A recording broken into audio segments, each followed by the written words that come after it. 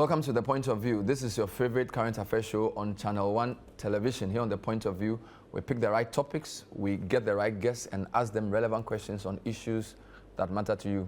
Ghana is in uncharted waters because there appears to be a potential standoff between the legislative arm of government, Parliament, and the judicial arm of government in the Supreme Court.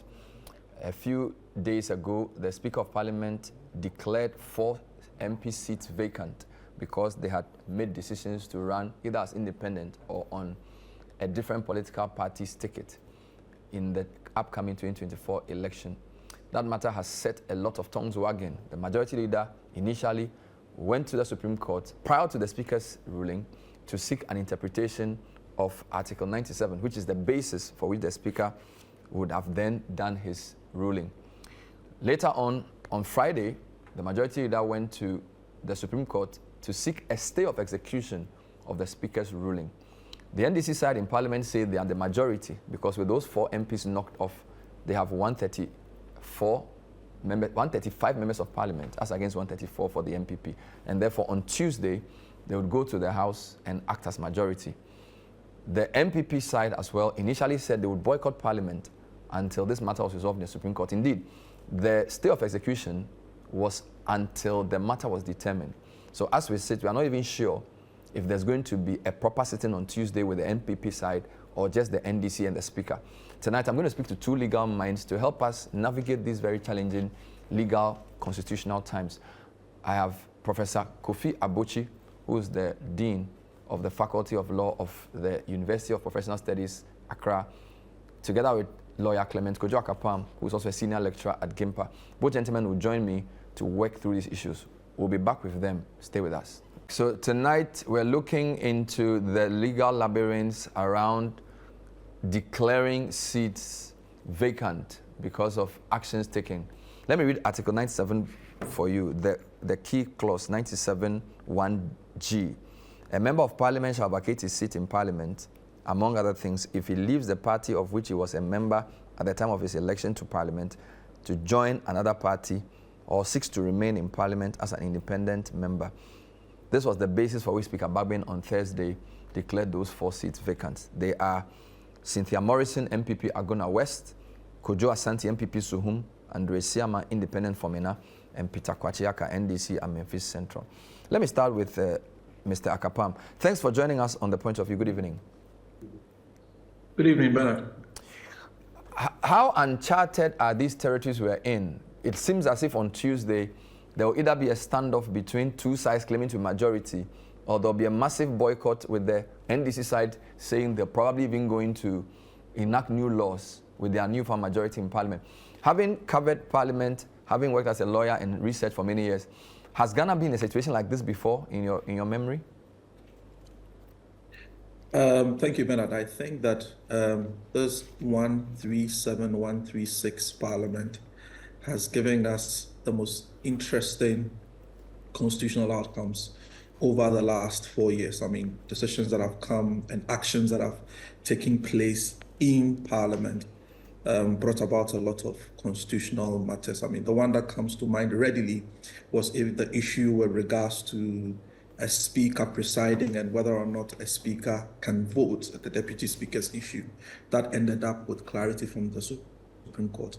Where we are is because of the closeness of the numbers we have in Parliament. I mean, and this, in my short life, I have not seen anything like this, and that's why lawyers and political commentators are talking about this, because it looks like very uncharted. It looks like something that has not happened, but it doesn't mean that the answers for what is happening is not within our jurisprudence. It's not within our laws and within the conventions that we've set up for ourselves. So even though it looks novel, even though it looks like something that is happening for the first time, yes, because of the closeness of the numbers in Parliament, the fact that it is happening does not mean that we don't have solutions in our constitution to address these matters when they come up.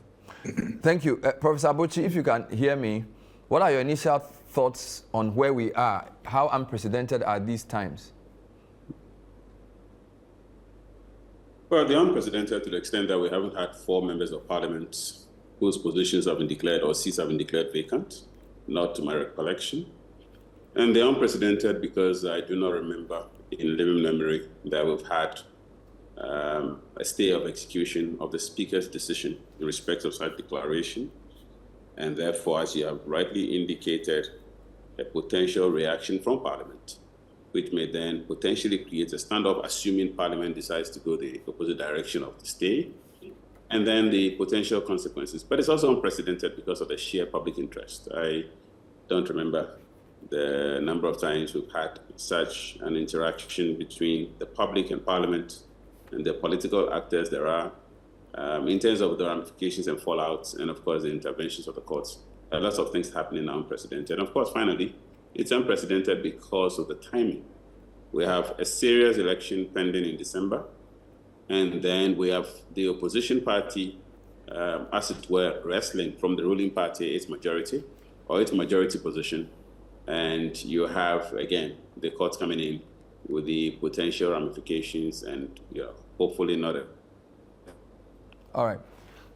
Wonderful. That stare all of us in the face. So it's unprecedented in many ways. Okay, so I'm going to pick the issues one by one for each of you, your comment. In terms of the development of this issue, I think the first challenge was whether the Speaker could rule on a statement or a motion, because last week, Tuesday, we are told that Haruna Idrisu, the former minority leader, had wanted to table a motion that these 4 people be asked to leave. Then the minority leader present at the time, Kazela Tuforsen, then read a statement. And then the Speaker then announced that he would give a ruling on Thursday, which was 2 days later. So the first confusion was whether a Speaker, based on the standing orders, can rule on a mere statement and not a motion. Let me come to Mr. Kapam on this, because when I interviewed Afenyo Makin, he took issue with that initially, that how on earth do you rule on a statement? Because if they had come by motion, that would have been a different route, given time for more reactions. Is this even an important issue at all, Mr. Kapam? I think that it's an important issue because it's the genesis of where we are presently. I mean, according to the standing orders of Parliament, you either come by motion, there are statements, there are questions.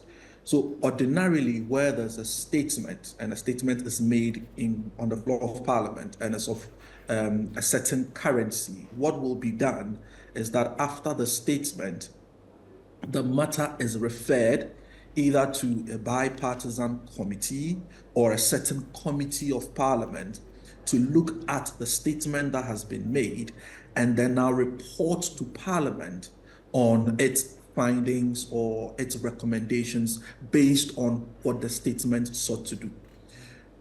Ordinarily, you will not have Parliament debating statements. So at the end of the statement, there's a certain referral to a committee. But in this instance, when the statement was read, a ruling was given, or a decision of the Speaker was given on that statement, which will derogate from what we will know normally, being that after such statement, depending on the currency, the matter is referred to a committee of Parliament, however so composed, to look into the matter. So that's where we start having the challenge as to what the Speaker can do, the scope of what he cannot do within this scenario that we have running currently in Parliament. So, Professor Abuchi, any thoughts on that initial issue of statement or motion? Is that the genesis of this confusion, or is really a peripheral issue, in your view? Well, first of all, I have to indicate that I haven't adverted my mind to the standing orders and their provision on this particular relevant issue. So what I'll say be general, and here it is. Normally, presiding officers, in respect of a collegiate body like Parliament, tend to have the authority to act, not necessarily only upon being moved. In other words, These persons tend to be vested with authority to manage the house in a manner and way as to allow for the smooth flow of transactions and the smooth flow of the business of the house. And so they're usually not constrained. And so even where you have standing orders or specific rules that govern the entity, once those rules have not been expressly breached, very often you have situations in which these rules invest authority in the presiding officer to move by himself. Lawyers will call the expression suo motu. Suo motu simply means you are able to move without being moved. You don't have to be activated. You don't have to be moved by some application or otherwise. You can so act yourself. Assuming, therefore, that the speaker generally by practice have had this authority to organize the house in a manner which allows for a smooth flow of business without necessarily being moved, that would defeat an argument that essentially says that in the absence of somebody moving the speaker by, say, a motion or some other specific way of moving the house, the speaker cannot move. That means the speaker can ordinarily move. It is only Recording in progress. If it is only if you have the standing orders specifically stating, and again, I'm saying I haven't seen the standing orders on this issue, so I can't explicitly make a categorical statement. But if the standing orders do not say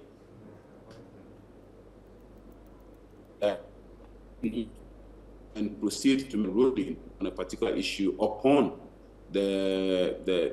upon a motion brought before the House by a particular person, if the rules do not say specifically that he can only move in these instances, then it means the speaker is invested with authority to move without being moved, in which case, whether or not there's a motion reading of the material. Wonderful. Let's come to issue number 2, and I'll start again with lawyer Kapam. The majority leader, Apenyo Makin, at the time, said to us that he had gone to the Supreme Court on Wednesday. Now, mind you, the Speaker declared his intention to declare a ruling on Tuesday, and he did his ruling on Thursday. But on Wednesday, the majority leader went to Supreme Court seeking some action, I think some interpretation of this 79. I wasn't very sure of the basis for that action, and I sort of, because from what I know, you go to court to declare constitutional or unconstitutional an action. So it seemed to me as if it was a preemptive move to the Supreme Court. But because I'm not sure if I get the real basis for this. I don't know if you have an understanding of this. Can somebody go to court on the basis of a law that somebody has not yet necessarily used? Because at the time he went to court, Speaker Babin hadn't actually acted, if you understand the sequence. So, Mr. Kapam, what are your thoughts on that? So, if you look at the processes filed by the majority leader, it was a process to invoke the original jurisdiction of the Supreme Court to interpret Article 97 in relation to when you can say that a vacancy has occurred in relation to a member of parliament who has taken a certain step. Also added to that process was an application to injunct the speaker from taking any action that will affect the rights of those members of parliament pending the determination of the matter. So normally lawyers will initiate a process, and then depending on the urgency or a certain right or situation that needs to be protected, accompanying the process will also be an application for injunction, which application will try to maintain the status quo. And in maintenance of the status quo, the one who is vested with authority to either act, which act will then go to affect the rights or privileges of any person, that person's hands are stayed pending the determination of the matter. And that application will be moved, and if granted, that person is stayed. So if you look at what the majority leader was trying to achieve, the majority leader was trying to say that I have gone to the Supreme Court with an Article 97 interpretation question, and the speaker is going to rule on this matter. And the ruling or the action of the speaker has the potential of disrupting a certain status quo, which I think the court should determine before the speaker is able to make such a determination. So court also injunct the speaker. So that's the process that the majority leader initiated in Parliament. In the court. All right. Any thoughts on this? The idea of going to the Supreme Court for interpretation, preempting a ruling, is that allowed? And do you accept the logic of that? Well, again, strictly from a constitutional litigation standpoint, ordinarily it's not. There's a principle called the principle of ripeness. And the principle of ripeness, which essentially states that you cannot bring an application to court for constitutional interpretation unless the event complained of or unless the impugned event has actually happened.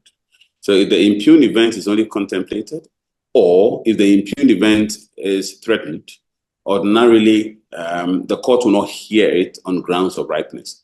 However, in this case, I think one can ordinarily just forgive and gloss over this and move on. And the reason is because at the time the court actually sat on the matter, the impugned event had happened. So even though the suit may have been commenced at the time this event hadn't happened, at the time the court sat, the court is allowed to take judicial notice of the fact that the matter has actually happened. So they can't play theoretical or academic with the issue and say, well, because it hadn't happened at the time, go back and now refile. That would be... I will not fault the court. In the time they actually assumed jurisdiction, the matter had happened. And so even though when it started, it hadn't happened, that issue had been cured by the affliction of time. Let me stay with you for issue number 3. So we are on Thursday now. Speaker Babin makes his ruling. And among other things, he says, if I don't take action on these 4, then 97 is useless. Because if I am to understand their action to only take effect from the next parliament, then what's the point of saying they've left their party? So his interpretation was that these 4, by filing at the EC to stand either as independent or from independent to a party, have triggered 97. So he was merely enforcing what was in the Constitution. Do you agree with his reasoning? Before I speak on the question of whether I agree with his reasoning, let's first of all split two things, which I think has been the subject of considerable confusion. We should separate the power and authority of the speaker to make the decisions or determination that he's made. We should separate that, number one, from number 2, the correctness or the propriety of his interpretation. They are two different things. Okay. So does Speaker Bagbin have the authority to make the pronouncements he made? Yes, he has the authority. And the Constitution, while 97 doesn't mention him, the general tenor of his powers and authority and his management of Parliament and the internal happenings of Parliament implies that he has the authority to exercise powers under 97. So I think as to the issue of whether or not he had the authority and therefore that could be the subject of a constitutional contestation in the Supreme Court, I think that issue is rather clear. He has the authority.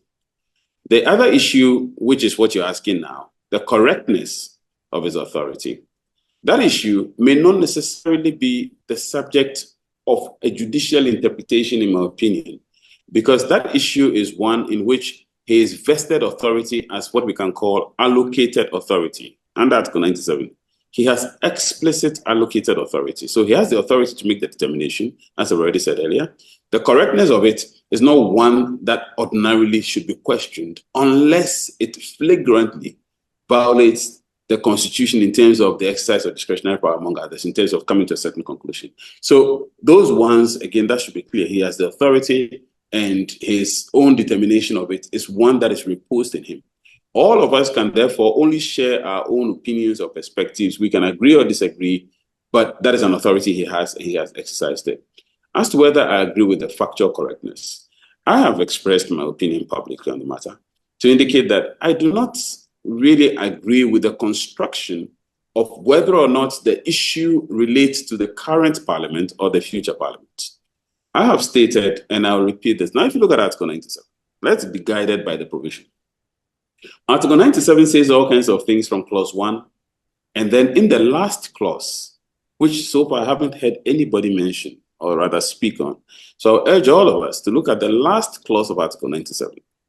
The last clause specifically says that where you have a unification of parties at the national level, that unification of parties should not be taken as a disqualifying criterion. In other words, where you have two parties merging, so let's say in the very unlikely scenario of the NDC-NPP merging, the NDC-NPP's merger should not be taken as a disqualifying criterion for NDC members in parliament who are sitting as NDC, nor for NPP members in parliament who are sitting as NPP. These members in parliament can continue to enjoy their membership of parliament, the unification of their parties notwithstanding. The Article 97 therefore gives a hint of the good reason why the provision is what it is, i.e., it means if these two parties merge, you're telling the electorates to elect you for one reason or the other hasn't been defeated.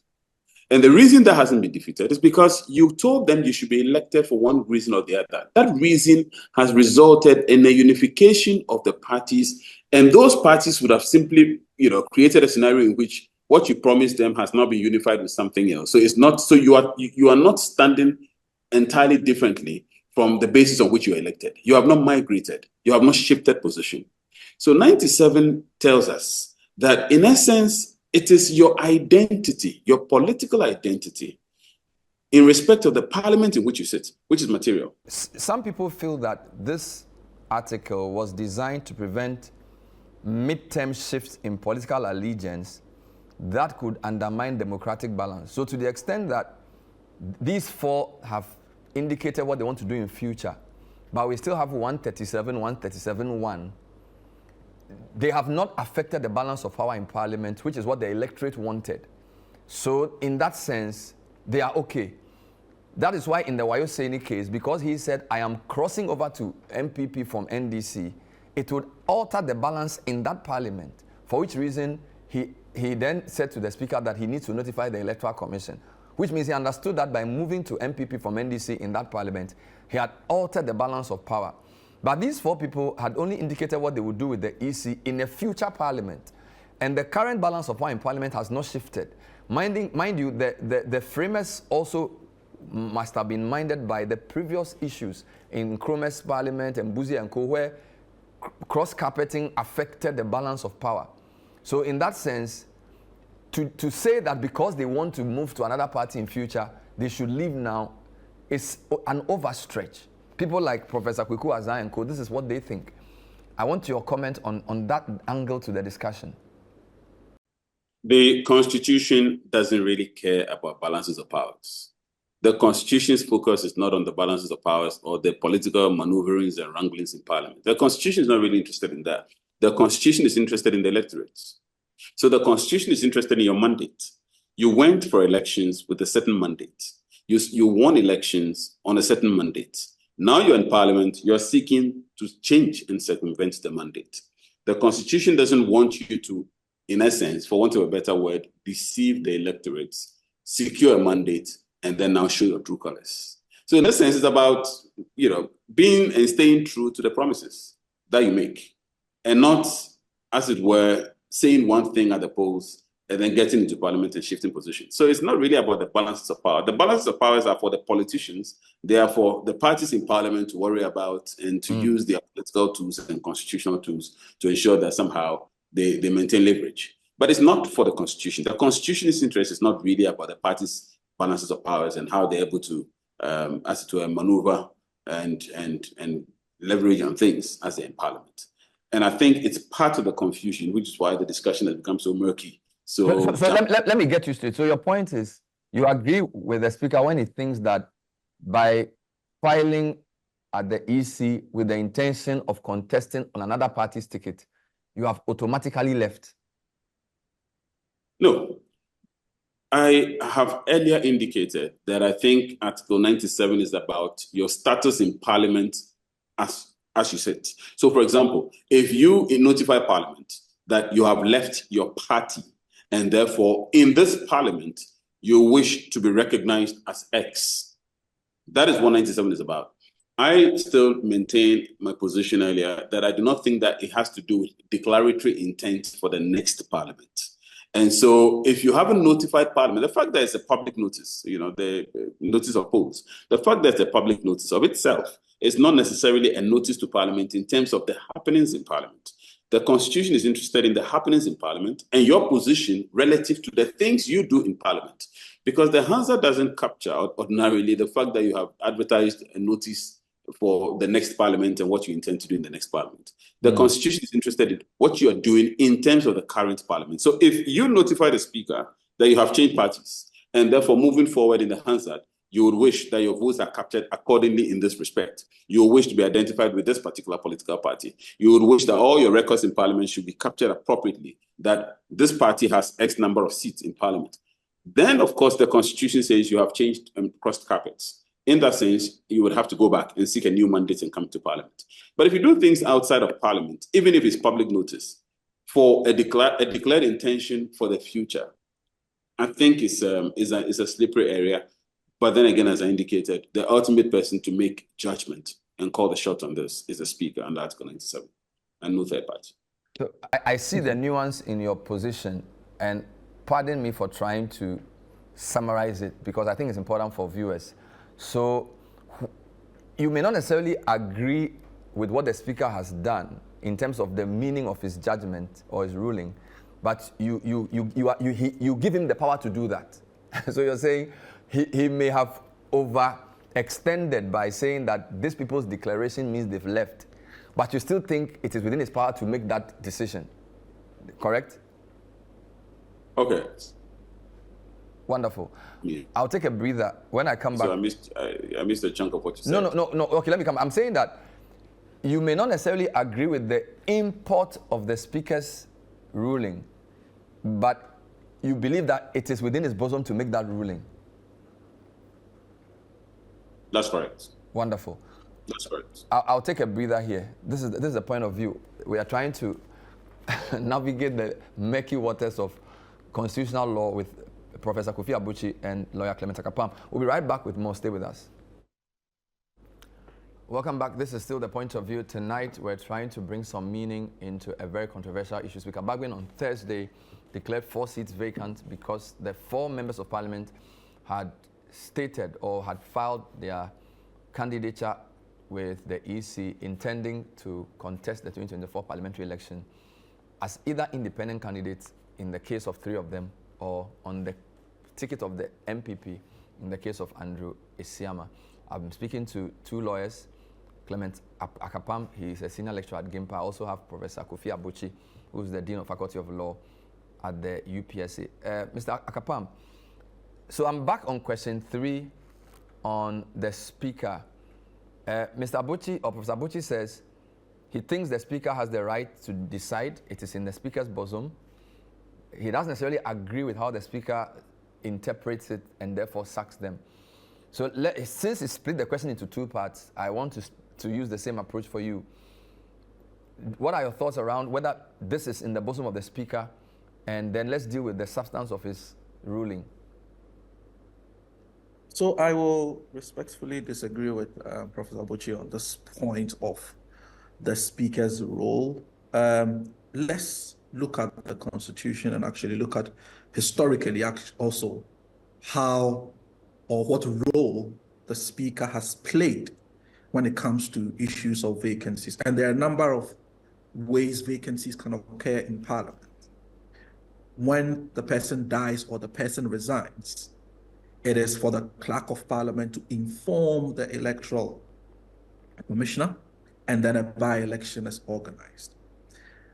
When a person joins another party, and it's good you brought the Wayuseni example, he on the floor of Parliament indicated moving from one side to another and informing the Speaker of his new position. It is at that point that I will say the Speaker will have a limited role to say, Clerk, inform the Electoral Commissioner of what has happened in Parliament today so that a by-election is organized if it's within the time frame to organize one. Aside that, I don't see any role for a Speaker when the issue of vacancy arises. Now, the scenario we have at hand currently These 4 members of parliament have indicated that they will be contesting as independent or on another party's ticket in the next elections. If you look at 97 critically, you will come to the conclusion that yes, they have triggered a 97 provision. So how do we ensure that the provision in 97 is respected? The same constitution now gives us the route to use to resolve this matter. What do I mean? If I decide to contest on the ticket of another party different from the one that brought me to parliament, the issue of whether I've joined that political party is a question of fact.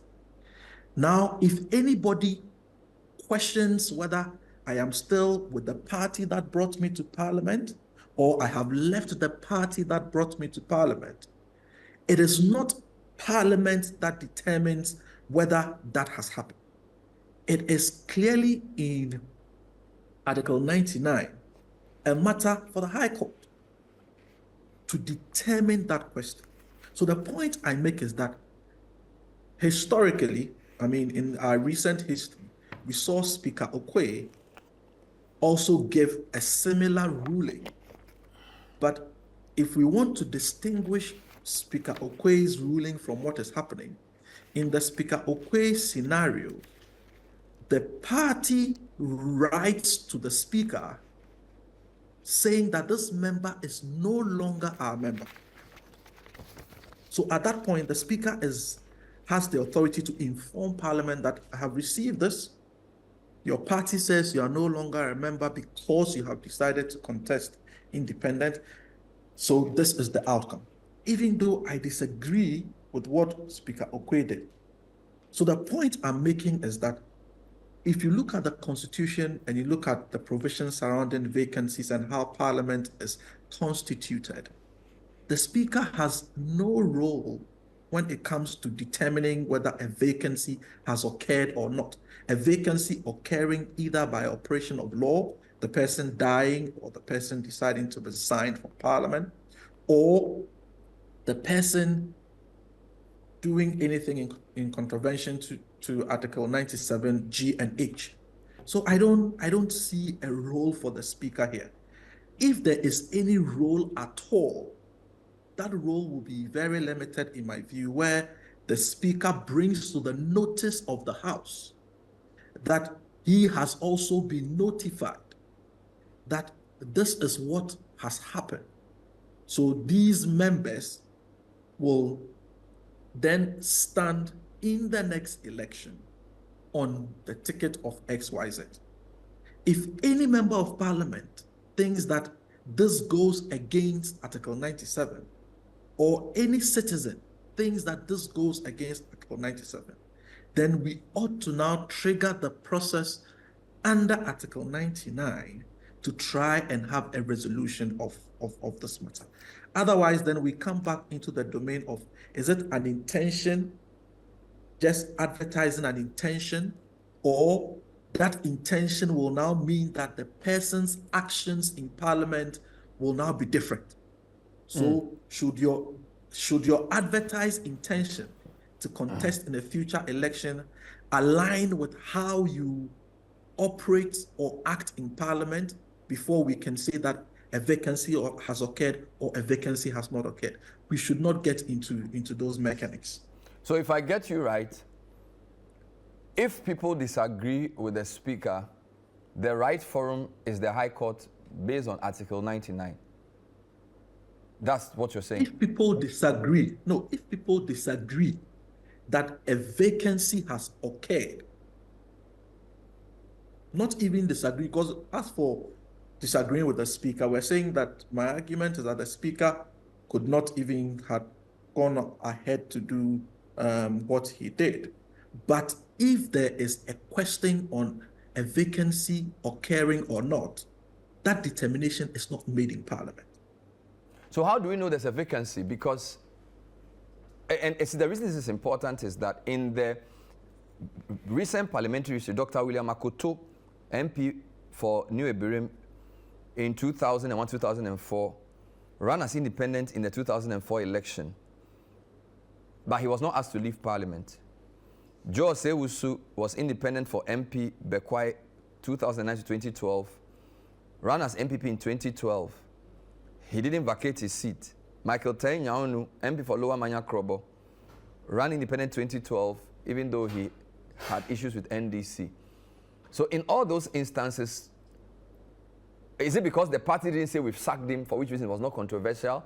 Because if the intention to contest is an automatic, I've left my party, then basically then the speaker even has no role here. Everybody should know this. But to the extent that the speaker has had to come in, it suggests that there has to be some clarity on what constitutes leaving your party. Is there not? Bernard, that's why I'm making the point that whether one has left a certain party or one is still a member of that party is a factual question. If no one is raising an issue about it, the person says, I've left party A. Party A says, I don't have an issue with you, you can still sit in parliament. No one is raising a question. Then it means there's no question to be determined. The point I'm making is that the mere fact that the person has advertised an intention or the person has in fact decided to leave that party is not enough for you to declare his seat vacant.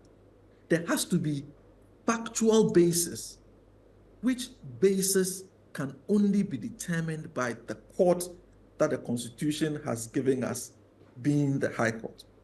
The point is, Bernard, I can say today that I went, and the examples you gave, those two members of parliament, because there was no question. They remained in parliament, and the tenure of that parliament ended. The new parliament, they became members when they won their respective elections. So why is that different now? It is different now because people are raising questions and saying that a vacancy has occurred. So if people are raising questions to say that a vacancy has occurred, then how do we address this, or which forum is suited to address this? The answer is in 99. So Parliament has no role. So what I'm trying to say, so when Mr. Haruna Idrisu and Kazelatu Forsen realized that or believed that a vacancy has occurred, what they ought to have done was to go to court based on 99? Or is it the other way around? Go to the High Court. So they should have gone to High Court to enforce it. Go to the High Court and say, in our view, or go to the High Court and say, in our view, we think that a vacancy has occurred. So High Court, declare the seats vacant. Wow, that's very interesting. They didn't do that. They just, by way of statement, notified the speaker, and the speaker then made a ruling to say that yes, there is a vacancy. So you're saying that even that initial parliamentary arrangement was not kosher as far as the law is concerned.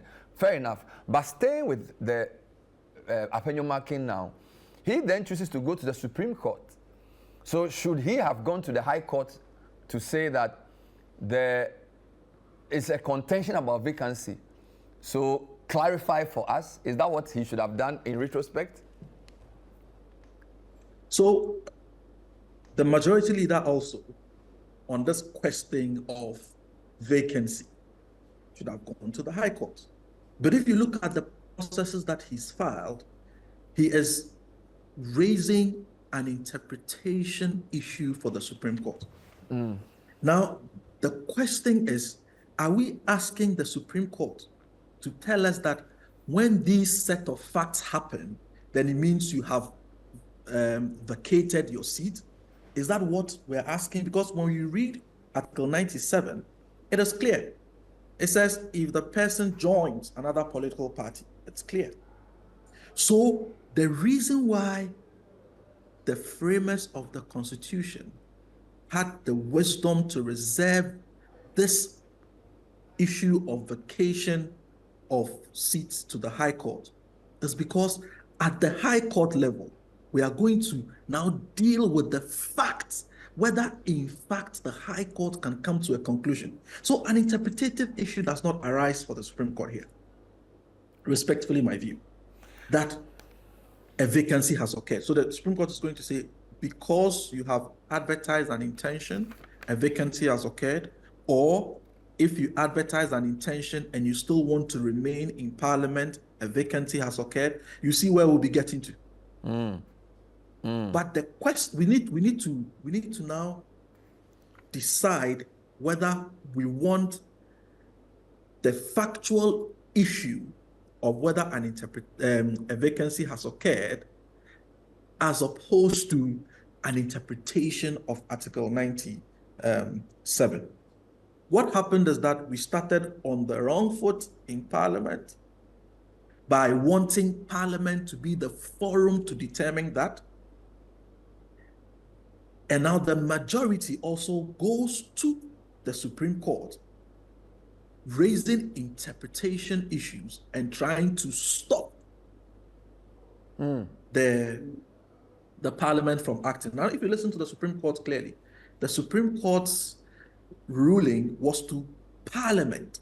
So the order the Supreme Court gave was to Parliament. The point here for us, Bernard, to consider is that once we started with the wrong step, every other step will have issues. I'm not a prophet, but my hope is that the Supreme Court, when it is seized with all the facts, will remit this matter to the High Court and indicate clearly that there's no interpretative issue and that the question of a vacancy being a factual matter should be determined at the High Court. Wonderful. This is still the point of view. We're talking to Mr. Clement Akapam, who's a law lecturer. Earlier on, we had Professor Kofi Abuchi. When I come back, I will do two quick things. I will give you highlights of the arguments made by the two sides of the House. So in the morning, I spoke to Mahama Yariga, who's the MP for Boku Central, and his main view was that the Speaker's ruling was sound and that they in the NDC would abide by it. And in fact, on Tuesday, which is tomorrow, they would go as majority and they would listen to what the Speaker says. They say they don't want to preempt what the Speaker will do. When I spoke to Mr. Atachian, who's also a lawyer at Buakwa South MPP, he says this is, in fact, he said this is constitutional, almost like vandalism. He didn't use the same word, but basically saying people were trying to assume that we had parliamentary supremacy when indeed we had constitutional supremacy, and therefore whatever the Speaker had done was still subject to interpretation of the Supreme Court. So I'll bring you highlights of those, and I'll take Mr. Akapam's view as we wrap up this segment. Stay with us. Welcome back. So the point of view tonight is trying to bring clarity to a controversial situation. Speaker Babin declared 4 seats vacant in our parliament. It's led to a lot of controversy. The NDC side have been saying that they are the majority, and of course the MPP say what the NDC is doing is amounting to constitutional lawlessness, for want of a better expression. I've been speaking to Mr. Clement Akapam, who's a senior law lecturer at GIMPA. Also had earlier on Professor Kofi Abuchi, Dean of Faculty of Law, UPSA. Earlier in the morning, I spoke to 2 lawyers, but politicians now. MP for Boku Central, Mahama Yariga, he basically says they will abide by what the Speaker says and that the action of the majority leader they felt was untenable. Let's hear highlights of that conversation. We are a human society trying to regulate ourselves by writing down how we should regulate ourselves. We've written it down in the Constitution. Though you and I didn't write it, those who crafted it wrote it, and then we have accepted it and feel bound by it. The provisions in Article 122 on contempt of Parliament are very, very clear. That if you do anything that affronts the dignity of Parliament, and the Speaker, who is the one to interpret the rules of Parliament, and such conduct concludes that it is contempt, then it is contempt. The same way, the courts, by practice, have also developed contempt powers, where they feel that if you challenge their authority and you undermine their integrity, an image, the same way the Constitution says they should also not undermine the integrity and image of the legislature, then you are in contempt. So both institutions have contempt power. But in the case of Parliament, it is expressly written into the Constitution as a protection for Parliament. If that arises, then I believe that it provides an excellent opportunity for the institutions, the coordinate institutions, to talk to each other. And when they talk to each other, they will resolve it and they will learn from it. And tomorrow they will all behave properly. And let me conclude on this issue. It's happened before in the U.S. in the case of Baker and Carr in 1968. The U.S. Supreme Court learned its lessons and said, look, you know what? Don't get involved in politics. Don't get involved in matters that are the preserve of the coordinate branches of government. When a matter can lead to controversies like that, where one branch of government will say one thing and another branch of government will say another thing, please, Supreme Court, stay away from it. And that is what is called the political question doctrine. And this is a classic case. So that was Mahama Ayariga earlier on the City Breakfast Show. Let's hear Atachia, who had a completely opposite view of the issue. He really thought that the Speaker and the minority were acting lawlessly, and therefore the Supreme Court has a right to not only stay that decision by Mr. Babin, but actually interpret the provision properly for us. Here's Atachia. If you pay regard to Article 97 properly, it relates to matters of the election that ushered you into the chamber as a member of Parliament. And now, let us also be very, very, very cocksure about it. As of now, the individuals who, by the stroke of the pen, have been disabled from functioning as members of Parliament, were they heard? Is there anything that they put forward to the Speaker? Now, Mr. Speaker, this is what we've done, and therefore we invite you to make a determination. So in essence, the idea of leaving your party, because it says, and permit me, 97G, if he leaves the party of which he was a member at the time of his election to Parliament to join another party, precisely, or seeks to remain of the election. Hold on, let me finish. I'm just reading it. If he leaves the party of which he was a member at the time of his election to Parliament to join another party, or seeks to remain in Parliament as an independent member, so it makes reference to that Parliament, to remain in that Parliament. Now, precisely. Now hold on. And H, if he was elected a member of Parliament as an independent candidate and joins a political party. Now, this is the contention, that once you have gone to, for example, the independent candidate for Isiama Fomina, he was elected as an independent candidate. In the next election, he will be a parliamentary candidate for the NPP. All right? And he cannot be a parliamentary candidate for the NPP if he has not joined the NPP. Because by the rules of NPP, you can't be a parliamentary candidate for a party if you are not a member of our party. All right? So even though he's an independent member of Parliament in this Parliament, the fact that he has notified the EC and filed that he's going to be NPP candidate for Fomina for next election, is that not enough to say he has joined? Because your rules as NPP say you cannot be our candidate if you have not joined our party. So he has already triggered it. This is the view of Speaker. It is warped.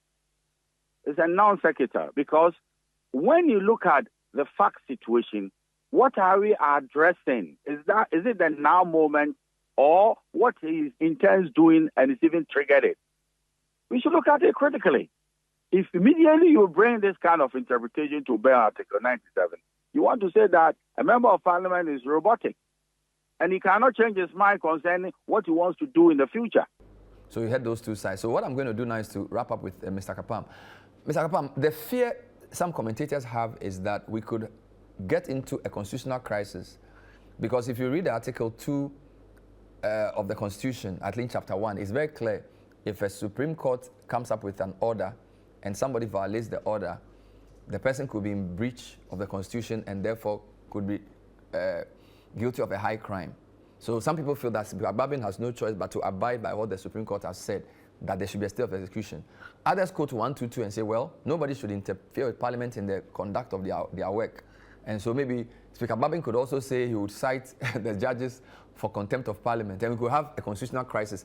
Do you think it will get there tomorrow when this matter comes to a head? I don't think we'll get there on Tuesday. I think that the Speaker, being a very seasoned lawyer and knowing his experience, once an order is served on the Speaker from the Supreme Court, I think that the Speaker will respect the order, or that's what I will expect, for the Speaker to respect the order and then not to proceed. And you can also see that the Supreme Court has added some urgency to trying to resolve the matter. I mean, we didn't get to go into what the Supreme Court did. I have my own views on what they did, whether or not they could do what they did. That's a different kettle of fish. But once the Supreme Court has acted, we respect it. We don't say that we will not respect it and then create a situation of anarchy. There's a way to try and set aside decisions of the court when you disagree. You don't disagree with decisions of the court by not respecting it. And that's what the Constitution tries to stop and says you'll be in contempt of the court. So what I'll expect is that that decision is respected, and also this perceived shift of minority to majority.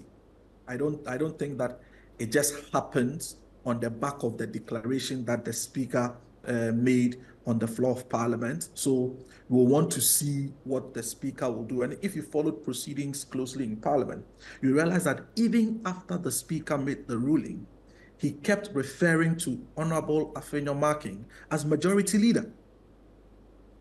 So it means that that point of whether there's been a change in the aisles had not occurred, and I don't think that we will get to that point here. What I expect, as I said, the Speaker, if he's been served with the order, to respect the order and maybe also use the same process, legal process, to instruct his lawyers to ask the courts either for clarification or also to set aside the order of the court, raising his legal arguments to support that, but not to say that I have heard, I have seen, I've been served, but I will not respect the decision because Parliament is an independent arm of government. I think that that's something that we also need to educate the public on. Our governance architecture having 3 arms and saying that all the arms are independent. If you look at our structure, it's not as strict. We don't practice the strict separation of powers as is in other jurisdictions. We have a hybrid system. So the solutions to our constitutional problems are not strictly for one arm or another. There has to be a certain hybrid approach at arriving at solutions to our constitutional problems, because at the basis of our governance architecture, we have not adopted strict separation of powers as is done in other jurisdictions. So I will expect the Speaker to respect the order, and then we will take it from there and see what flows from the Supreme Court's order and how the Supreme Court will act, having ordered the parties to file their respective responses within 7 days. Thank you very much, Mr. Akapam, for speaking to us. And of course, your insights are useful to us. Thank you also, Professor Kofi Abuchi. He was with us earlier on. We also heard briefly from Hama Yarega and Atachia, who spoke to us earlier in the day. That's all we have time for today's edition of The Point of View. We'll see you next time. Bye-bye.